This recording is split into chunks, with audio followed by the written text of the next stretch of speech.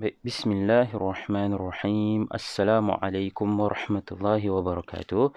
InsyaAllah hari ini kita sambung semula sesi PDPR kita pada hari Selasa bagi subjek Sirah, hari Khamis, Sirah. Okey, semua boleh bawa keluar buku teks Sirah. Okey, kita akan sambung semula daripada bacaan terakhir kita di bawah tajuk perlantikan khalifah pertama selepas kewafatan Rasulullah sallallahu alaihi wasallam. Seperti yang kita tahu, khalifah yang pertama selepas kewafatan Rasulullah sallallahu alaihi wasallam ialah siapa? Ialah Sayyidina Abu Bakar As-Siddiq. Sayyidina Abu Bakar As-Siddiq. Khalifah ni apa? Khalifah ini adalah ketua bagi umat Islam selepas Rasulullah sallallahu alaihi wasallam meninggal dunia, wafat. Jadi hilanglah ketua ataupun pemimpin umat Islam ketika itu. Jadi mereka bermesyuarat untuk memilih ketua. Siapa yang paling sesuai untuk menjadi ketua umat Islam ketika itu? Macam Perdana Menteri lah sekarang. Sekarang ini kalau ketua Malaysia, Perdana Menteri. Kalau zaman dulu selepas kewafatan Rasulullah sallallahu alaihi wasallam, dah tak ada dah ketua. Jadi siapa ketua mereka? Jadi sebab itulah mereka bermesyuarat dan ingin memilih ketua bagi umat Islam ketika itu. Okey. Pada muka surat 46, pada muka surat 46, semua boleh buka muka surat 46. Kita dah selesai dua perenggan yang teratas. Jadi kali ini kita akan sambung semula bacaan kita hinggalah habis subjek ini, hinggalah habis tajuk ini dan habislah subjek sirah kamu untuk tahun 5. Okey, baik. Kita tengok pada perenggan yang ketiga. Sama-sama baca. Ketika keluarga Rasulullah sallallahu alaihi wasallam sibuk menguruskan jenazah baginda, kaum Ansar bermesyuarat di balai Bani Sa'idah untuk melantik Sa'ad bin Ubadah sebagai khalifah. Perkara ini diketahui oleh Sayyidina Abu Bakar, Sayyidina Umar dan Abu Ubaidah sebagai tokoh daripada kalangan kaum Muhajirin. Ingatkan masa ketika peristiwa hijrah Nabi dan para sahabat daripada kota Mekah ke Madinah. Okey, ada dua kumpulan, betul tak? Kaum Ansar ini siapa? Kaum Ansar ini adalah penduduk asal Madinah. Orang yang memang dah duduk dah dekat Madinah. Kaum Muhajirin ini pula adalah orang-orang Mekah yang mengikuti Nabi berhijrah daripada kota Mekah ke kota Madinah. Ini Muhajirin.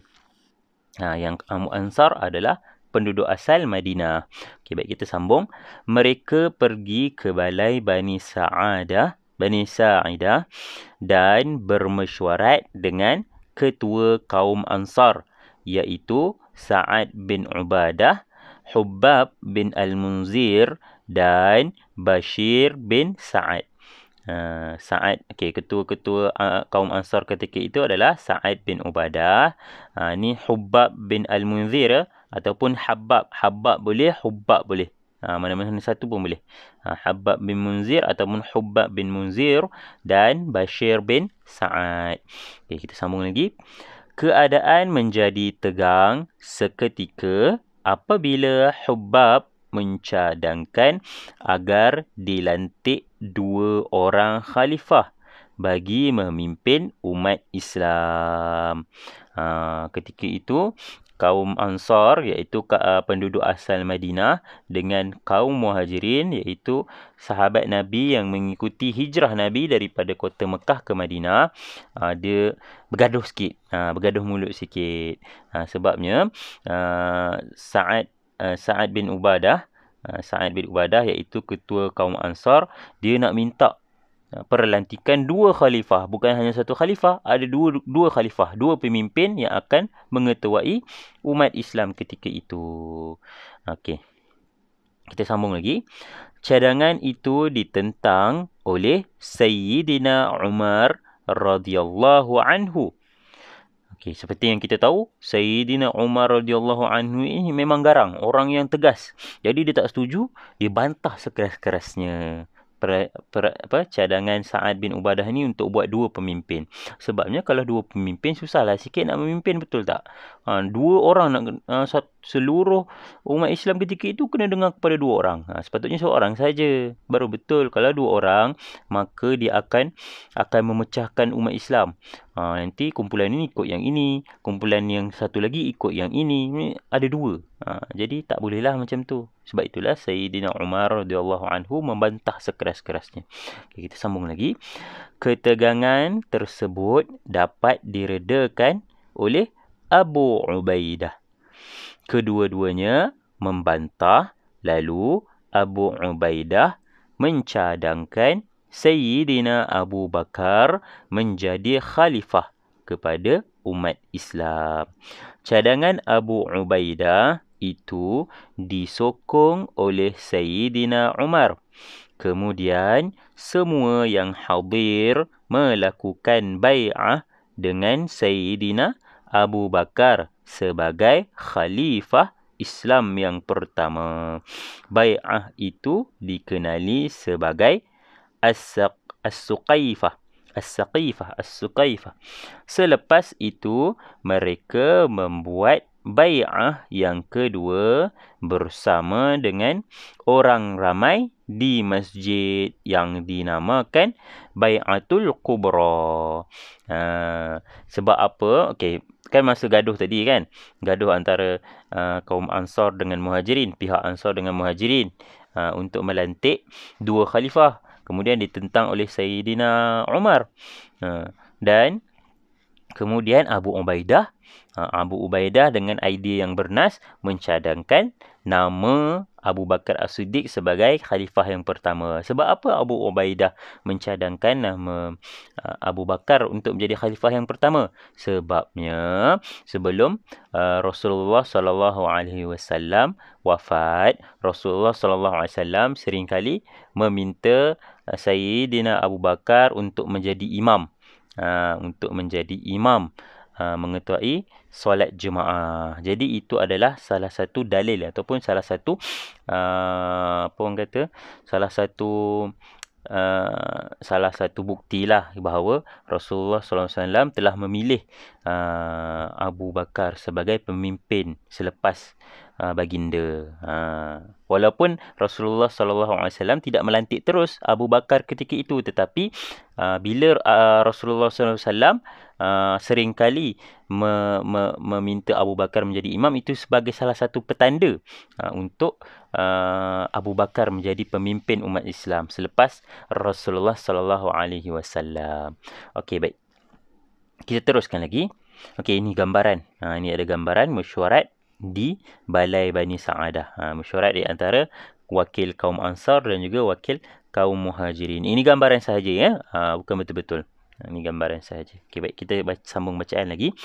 Sayyidina Ali bin Abi Talib. Siapa Sayyidina Ali bin Abi Talib? Sayyidina Ali bin Abi Talib ini merupakan sahabat Rasulullah sallallahu alaihi wasallam dan juga sepupu Rasulullah.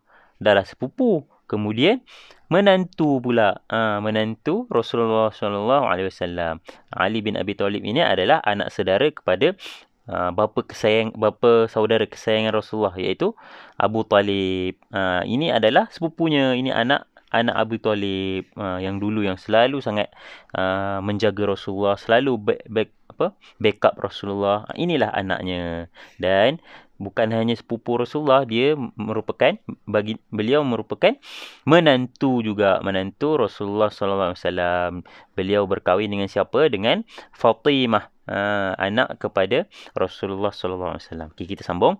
Sayyidina Ali bin Abi Talib tidak bersetuju dengan perlantikan Sayyidina Abu Bakar sebagai khalifah pertama, kerana ketika keputusan itu dibuat, keluarga Rasulullah sallallahu alaihi wasallam, iaitu Bani Hashim, tidak diajak berunding. Sebab itulah Sayyidina Ali bin Abi Talib lambat berbai'ah dengan Sayyidina Abu Bakar, yakni 6 bulan selepas peristiwa di Balai Bani Sa'adah itu. Selepas peristiwa ini, mesyuarat ini, Abu Bakar masih lagi tidak berbai'ah. Sayyidina Abu Bakar, Sayyidina Ali bin Abi Talib masih lagi tidak berbai'ah, masih lagi tidak mengakui Sayyidina Abu Bakar sebagai khalifah pertama. Tetapi selepas 6 bulan kejadian ini, barulah Sayyidina Ali bersetuju dan berbai'ah kepada Sayyidina Abu Bakar sebagai khalifah yang pertama selepas kewafatan Rasulullah sallallahu alaihi wasallam. Okey, baik. Kat sini ada teks ucapan Sayyidina Abu Bakar selepas dilantik menjadi khalifah yang pertama. Okey, sama-sama kita baca ucapan Sayyidina Abu Bakar sebagai khalifah Islam pertama. Okay, sama-sama kita baca ucapannya. Wahai manusia, aku telah dilantik sebagai pemimpin kepada kamu. Aku bukanlah orang yang terbaik dalam kalangan kamu. Jika aku berlaku baik dalam urusanku, sokonglah aku. Tetapi jika aku berlaku salah, maka betulkanlah aku. Jujur adalah satu amanah dan dusta adalah khianat. Orang kuat di antara kamu adalah lemah, sehingga hak orang lemah aku tarik daripadanya. Nampak tak ucapan Sayyidina Abu Bakar As-Siddiq dekat situ? Menunjukkan bahawa beliau ini merupakan seorang pemimpin yang jujur, yang amanah, dan sentiasa berlapang dada jika ada orang menegurnya, jika beliau melakukan kesalahan. Itulah sifat sebenarnya, ciri seorang pemimpin yang sebenar. Bukannya rasa betul je. Tidak. Kalau katakanlah ketua kelas kamu kan, dia asyik dia je nak betul. Itu bukanlah sifat seorang pemimpin yang bagus. Pemimpin yang bagus, dia sentiasa memimpin orang bawahan dia dan sentiasa mendengar cadangan dari orang bawahan dia, seringkali menerima teguran daripada orang bawahan dia. Itu adalah pemimpin yang bagus. Okey, baik, kita sambung lagi bacaan. Orang yang lemah di antara kamu pada aku adalah kuat, sebab akan ku ambil haknya itu daripada orang kuat. InsyaAllah. Janganlah kamu menghentikan jihad. Kamu tidak ditimpa kehinaan. Taatlah kepada aku selama aku taat kepada Allah dan Rasulnya. Tetapi kalau aku melanggar perintahnya, janganlah ikut aku lagi. Berdirilah untuk menunaikan solat. Semoga Allah merahmati kamu. Nampak tak jiwa pemimpin yang ada di dalam diri Sayyidina Abu Bakar As-Siddiq yang perlu kita contohi, yang perlu kita ikuti. Ini adalah sunnah. Sunnah segala apa yang dibuat oleh Rasulullah sallallahu alaihi wasallam dan juga segala apa yang telah dilakukan, yang dibuat oleh para sahabat, jika kita ikut, insya-Allah kita akan diberikan ganjaran pahala, kerana itu dikira sebagai sunnah. Sunnah yang awak selalu dengar, sunnah Nabi. Kalau para sahabat buat pun itu merupakan sunnah para sahabat. Okay, kita tengok sikit jasa Sayyidina Abu Bakar As-Siddiq. Jasa Sayyidina Abu Bakar As-Siddiq. Sayyidina Abu Bakar As-Siddiq seorang khalifah yang berjaya meneruskan perjuangan yang telah diasaskan oleh Rasulullah sallallahu alaihi wasallam. Beliau menjalankan pemerintahan dengan adil, sentiasa mengutamakan kepentingan agama, masyarakat dan negara daripada kepentingan peribadi. Antara jasa Sayyidina Abu Bakar As-Siddiq adalah, yang pertama, memerangi golongan yang enggan mengeluarkan zakat. Orang keluarkan zakat, kalau meniaga keluarkan zakat, kalau orang bulan puasa orang bayar zakat fitrah. Tetapi ada golongan ini ketika Sayyidina Abu Bakar menjadi khalifah yang pertama. Ada golongan ini, golongan yang tidak mahu membayar zakat. Okey, baik. Yang kedua, syiar Islam berkembang ke negeri Parsi dan Rom. Parsi dan Rom.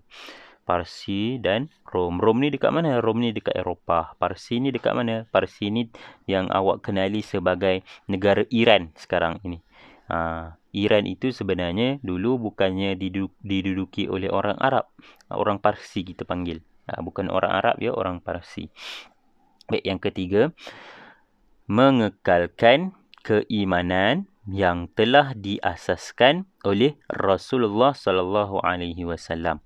Yang keempat, berjaya memerangi dan menghapuskan golongan orang yang mengaku menjadi nabi. Pada zaman Sayyidina Abu Bakar pun dah ada orang yang mengaku nabi. Sedangkan Nabi terakhir adalah Nabi Muhammad sallallahu alaihi wasallam. Tetapi ada juga pada zaman Sayyidina Abu Bakar, ada juga orang yang mengaku menjadi nabi. Bukan setakat hari ni je yang ada orang mengaku nabi. Zaman Sayyidina Abu Bakar lagi ada orang dah mengaku nabi. Kalau kita sekarang ni macam-macam, ada Nabi Kahar lah yang mengaku nabi kepada orang Melayu. Lepas tu apa, Ayah Pin lah. Ayah Pin tu bukan setakat mengaku nabi, mengaku Tuhan terus. Zaman Abu Bakar pun, zaman Sayyidina Abu Bakar pun dah ada orang macam ni. Orang yang mengaku nabi. Okey, baik, yang terakhir, berusaha mengumpulkan Al-Quran. Sebabnya pada zaman Rasulullah sallallahu alaihi wasallam masih hidup, Al-Quran tidak ditulis. Al-Quran semuanya dihafal oleh para sahabat. Yang kita baca hari ni yang tebal tu, semuanya dihafal oleh semua para sahabat. Kalau tulis pun mereka akan tulis macam tulis biasa-biasa je atas pelepah tamar, tulis gitu-gitu saja. Tidak dikumpulkan, tidak dibukukan macam kita sekarang ini. Maka kita baca yang tebal tu kan. Tak ada pun pada zaman Rasulullah sallallahu alaihi wasallam. Pada zaman Sayyidina Abu Bakar lah baru mula nak kumpul sikit-sikit untuk jadikan buku. Buku yang kita baca sekarang ni, yang Al-Quran tebal tu, itu bermula daripada usaha siapa? Usaha Sayyidina Abu Bakar As-Siddiq. Bermulanya daripada usaha Sayyidina Abu Bakar As-Siddiq, kemudian diteruskan oleh khalifah selepasnya, iaitu khalifah Umar, Uthman, dan diteruskan hinggalah ke zaman sekarang Sayyidina Ali.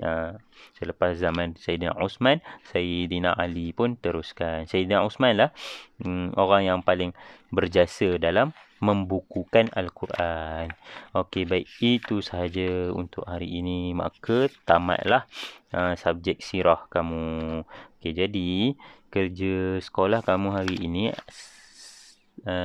hanya sikit saja. Okey, keluarkan buku tulis sirah, tulis tarikh dan juga hari. Dan ustaz nak awak buat apa? Awak buat ni, salin ini. Jasa Sayyidina Abu Bakar As-Siddiq. Tulislah sampai bawah. Daripada sini sebagai tajuk dan salin sampailah bawah. Yang ini sahaja. Okey, baik, itu sahaja untuk hari ini. Wassalamualaikum warahmatullahi wabarakatuh.